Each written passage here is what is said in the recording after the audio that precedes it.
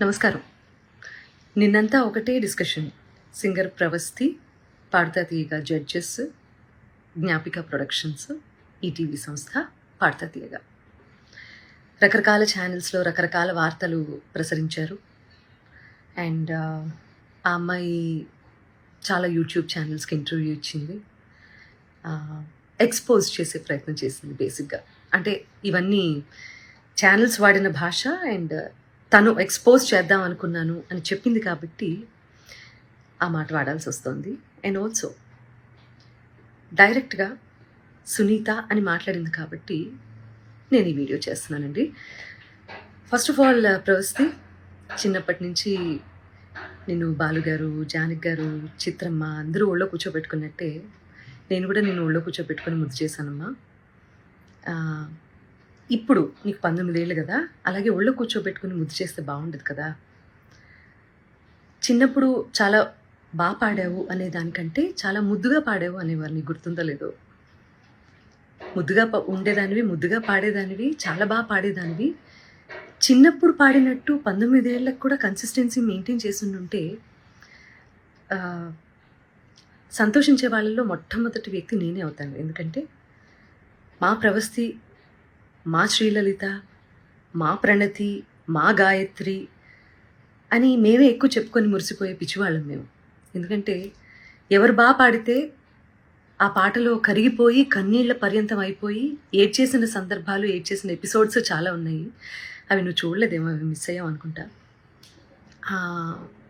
అలాంటి ప్రవస్తి ఈరోజు ఇంత పెద్దదైపోయి రోడ్ మీదకి వెళ్ళి ఇంతమందితో మాట్లాడి తన బాధలు వెళ్ళగక్కుని మమ్మల్ని మా గురించి చర్చించే స్థాయికి ఎదిగింది అంటే నాకు కొంచెం అసంతృప్తిగా కూడా ఉంది. But that doesn't matter for you, because నువ్వు చెప్పాలనుకున్నది చెప్పావు బయటికి వెళ్ళి. ప్రవస్తి, నీకు విషయం చెప్పాలమ్మా. నీకు పాడతా తీయగా కాంపిటీషన్ మాత్రమే కాదు, డిఫరెంట్ ఛానల్స్లో కూడా కాంపిటీషన్లో నువ్వు పార్టిసిపేట్ చేసావు కదా. నీకు ప్రాసెస్ తెలీదమ్మా? సింగర్ సెలెక్షన్ అంటే సింగర్స్ పంపించేటటువంటి సాంగ్ సెలెక్షన్లో రైట్స్ అనేవి కూడా ప్రతి ఛానల్కి కొన్ని సాంగ్స్కి రైట్స్ ఉంటాయి. వాటిల్లోంచి కూడా సెలెక్ట్ చేయాలి అన్న ప్రాసెస్ నీకు తెలుసో లేదో నాకు తెలియదు, కానీ ఆడియన్స్ అందరికీ మాత్రం చెప్తే అన్ని విషయాలు చెప్పు. ప్రాసెస్ గురించి చెప్పు. ఆ ప్రాసెస్లో ఉన్నటువంటి రెస్ట్రిక్షన్స్, ఛానల్కి ఉన్నటువంటి రెస్ట్రిక్షన్స్, ఇవన్నీ కూడా మాట్లాడమ్మా. అప్పుడు నేను నిజంగా సంతోషిస్తాను. సో ఛానల్కి అండి కపుల్ ఆఫ్ రెస్ట్రిక్షన్స్ ఉంటాయి. మ్యూజిక్ని డిప్లాయ్ చేయడానికి, అంటే మ్యూజిక్ని వాడుకోవడానికి అన్ని పాటలకి రెస్ట్రిక్షన్, అన్ని పాటలకి లీనియన్స్ ఉండరు. కాబట్టి ఏంటంటే వీళ్ళు పార్టిసిపెంట్స్ ఇచ్చే సాంగ్ లిస్ట్లో వేటికైతే రైట్స్ ఉంటాయో అవి మాత్రమే కాంపిటీషన్లో పాడాల్సి ఉంటుంది. అవి నచ్చ చెప్తాను కూడా ప్రతిసారి. నచ్చ చెప్తా అంటే నేను కాదండి, మేనేజ్మెంట్. తర్వాత ఎన్నిసార్లు రిపీట్ అయింది అంతకుముందు కాంపిటీషన్లో ఆ పాట అనేది కూడా చూస్తారండి యాజమాన్యం. ఇదంతా కూడా మీకు తర్వాత జ్ఞాపిక వాళ్ళు ఎక్స్ప్లెయిన్ చేస్తారు ఈ ప్రాసెస్ ఎలా సాగుతుంది అనేది. సో నేను ఏ పాట ఇచ్చినా వాళ్ళు వద్దంటున్నారు, నేను ఏ పాట ఇచ్చినా వాళ్ళు వద్దంటున్నారు అని మాత్రమే ఎక్కువసార్లు ప్రొజెక్ట్ చేసింది తను. రీజన్ ఇది అని మీకు తెలియదు కదా, అందుకని చెప్తున్నాను. సో నేను కొరకొరా చూశాను అని చెప్పి అంటున్నావు కదా నాన్న. సో నేను కొరకరా నిన్ను ఎందుకు చూస్తానో, ఎందుకు చూడాల్సిన అవసరం ఏమిటో నాకు అర్థం కాలేదు. అక్కడ ఉన్నటువంటి నేను, కీరవాణి గారు, చంద్రబోస్ గారు నిన్నే ఎందుకు టార్గెట్ చేశామనే విషయం నాకు ఇప్పటికీ ఆలోచించడానికి కూడా నాకు అసలు కనీసం ఆ థాట్ కూడా రావటం లేదు. బేసిక్గా నేను నిన్ను కొరకొర ఎందుకు చూసానో మరి నాకు అర్థం కాలేదు. నువ్వు మర్చిపోయావు అనుకుంటా. నేను నీకు కొన్ని విషయాలు గుర్తు చేస్తాను. ఏంటంటే అమ్మా, క్లాసికల్ రౌండ్లోనే అనుకుంటా నీ దగ్గరికి వచ్చి మరి నువ్వు కొంచెం అప్సెట్గా ఉంటే, ప్రతిదానికి నువ్వు అప్సెట్ అయిపోతావు, ప్రతిదానికి ఇరిటేట్ అయిపోతావు. నీ వాయిస్ అలాంటిది. కొంతమంది ఇమోషన్స్ కంట్రోల్ చేసుకోగలుగుతారు, కొంతమంది కంట్రోల్ చేసుకోలేరు. నేను అమ్మ స్థానంలో ఉన్నాను కాబట్టి నేను అర్థం చేసుకోగలుగుతాను. నీ దగ్గరికి వచ్చి మరి మిగతా పార్టిసిపెంట్స్ సాక్ష్యంగా ఉన్నారు తల్లి. ఈ రోజుల్లో ఏంటంటే నువ్వు నా మీద ఇన్ని ఎలిగేషన్స్ వేసావు, ప్రూవ్ చేసుకోవాల్సిన అవసరం కూడా నాకు ఉంది కదా, unfortunately are fortunately, what ever it may be. So వాళ్ళందరి మధ్యలో నీకే చెప్పాను వచ్చి, ప్రవస్తి క్లిక్ నడుస్తున్నప్పుడు నువ్వు దాన్ని బేస్ చేసుకొని పాడుతున్నావు. మృదంగం అటు ఇటు అయినా కూడా నువ్వు అప్సెట్ అవ్వాల్సిన అవసరం లేదమ్మా. నువ్వు ఎలా పాడావనేది నాకు తెలుసు, మా అందరికీ అర్థమైంది. అక్కడ కొంచెం మృదంగం నేనేదో ఇబ్బంది పెట్టినట్లుంది అని నేను నీ దగ్గరకొచ్చి మాట్లాడాను. అది నువ్వు మర్చిపోయావేమో కానీ నీ మిగతా పార్టిసిపెంట్స్ అందరూ ఏంటో గుర్తుపెట్టుకున్నారు మరి. అండ్ ఇంకో విషయం, ఈ సీరీస్ సంబంధించి మాట్లాడుకుందాము. నువ్వు గాయత్రి ఫేవరెటిజం, శ్రీలలిత ఇంకోళ్ళు అని రకరకాల పేర్లు తీస్తున్నావు. నాకు అదేంటో అర్థం కావట్లేదు. కానీ వీళ్ళెవ్వరూ మ్యాంగో మ్యూజిక్లో పాడలేదమ్మా, నువ్వు తప్ప. నేను నిన్నే ఎందుకు పిలిచాను వీడియో చేయడానికి? నిహాల్ గారు నీ గురువు గారు అష్టలక్ష్మి స్తోత్రం చేసినప్పుడు నేను వెనకాల కోరస్ బ్యాచ్లో నువ్వు పాడావు, గుర్తుందా నీకు? రికార్డ్ చేసినప్పుడు వీడియో షూట్ చేసే టైంలో నేను ఒక్కదాన్నే షూట్ చేయొచ్చు తల్లి. నువ్వు బాడీ షేమింగ్ అని మాట్లాడుతున్నావు కదా, నేను వేరే ఎవరినో నలుగురిని నా వెనకాల కూర్చోపెట్టుకుని చేయొచ్చమ్మా. నేను పర్టికులర్గా పిలిచాను ఇంటికి. పాపో ఒంటరిగా నువ్వు మీ అమ్మగారు వెళ్తారు, అయ్యో లేదు అలా కాదు అని చెప్పి మా వాళ్ళు ఏదో ఏర్పాట్లు చేసి దగ్గరుండి పంపించారు నీకు. ఇవన్నీ మర్చిపోతే ఎలా తల్లి నువ్వు? తప్పు కదా. కీరవాణి గారు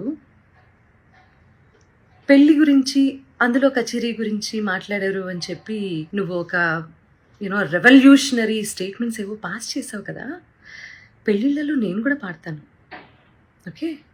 మొన్న రీసెంట్గా ఈరోజు ఇండియాలోనే టాప్ మోస్ట్ మ్యూజిక్ డైరెక్టర్ అయిన అనిరుద్ధ్ కూడా పెళ్ళిలో పాడారమ్మా.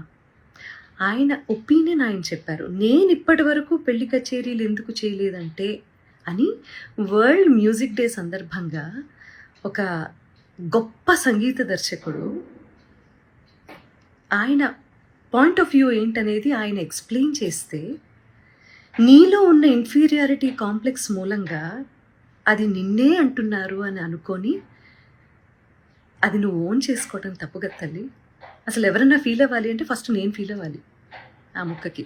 ప్రవస్తి, నేను మీ అమ్మగారిని నువ్వు అని సంబోధించినందుకు నీకు బాధేసింది, అది అసలు సంస్కారమా అని మాట్లాడావు కదమ్మా.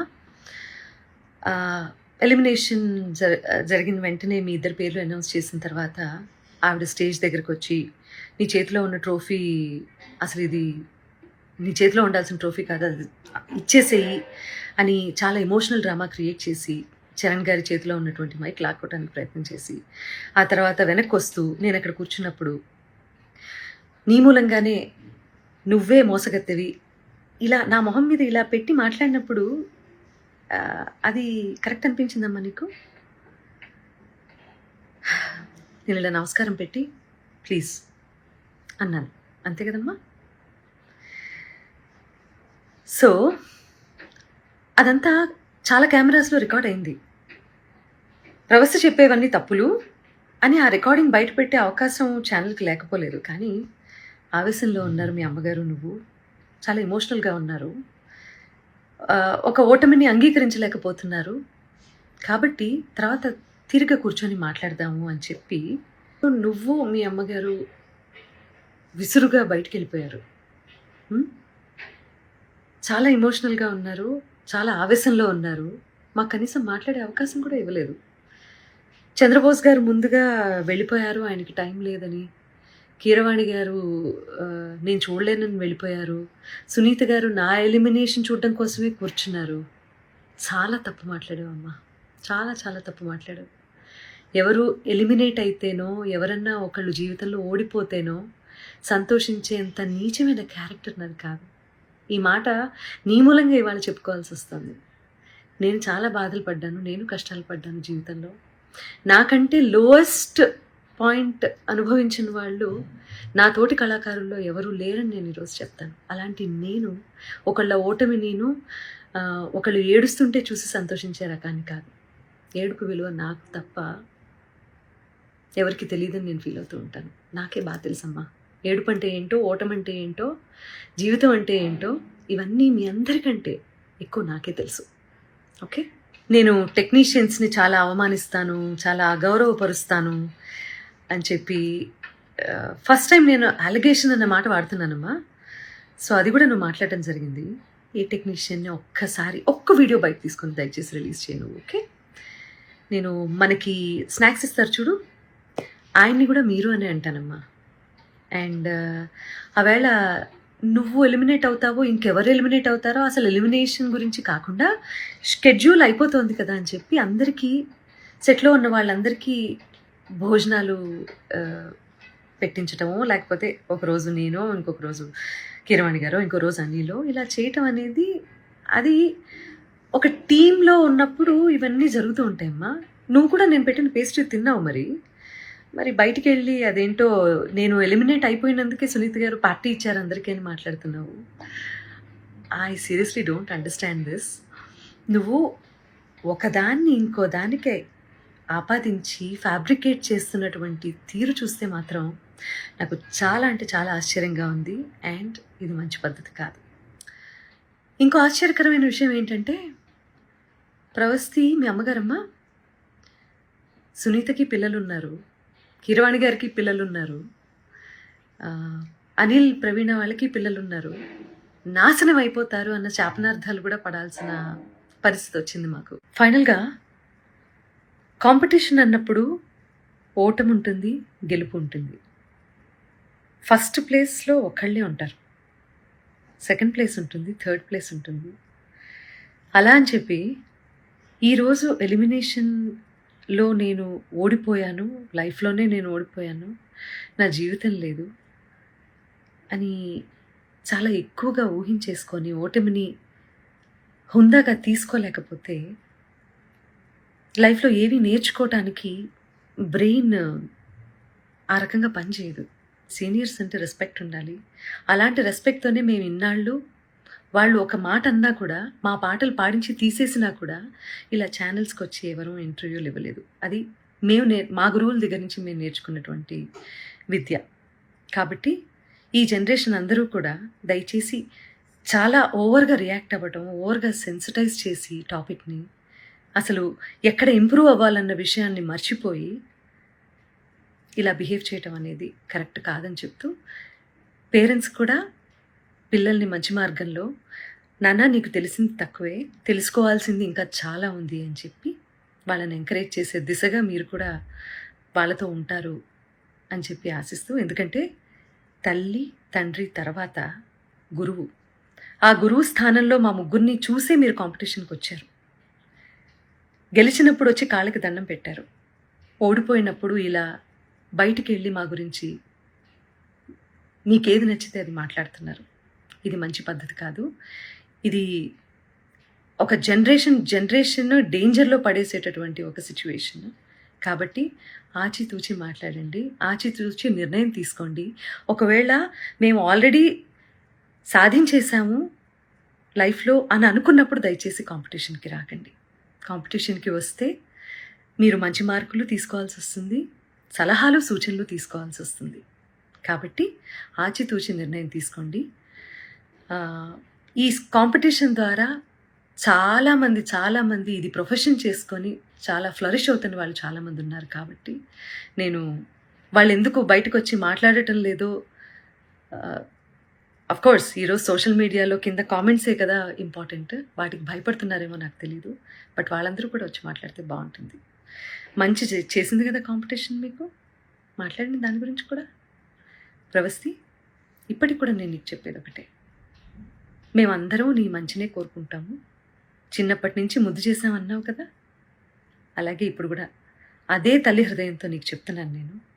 నువ్వు ఆవేశంలో ఉన్నావు, కొంచెం కూల్గా ఆలోచించి జీవితంలో సరైన నిర్ణయాలు తీసుకొని మంచి గురువు దగ్గర సాధన చేసి మంచి మంచి పాటలు పాడి సంగీత ప్రపంచంలో నీకంటూ ఒక మార్క్ క్రియేట్ చేసుకుంటామని నేను కోరుకుంటున్నాను.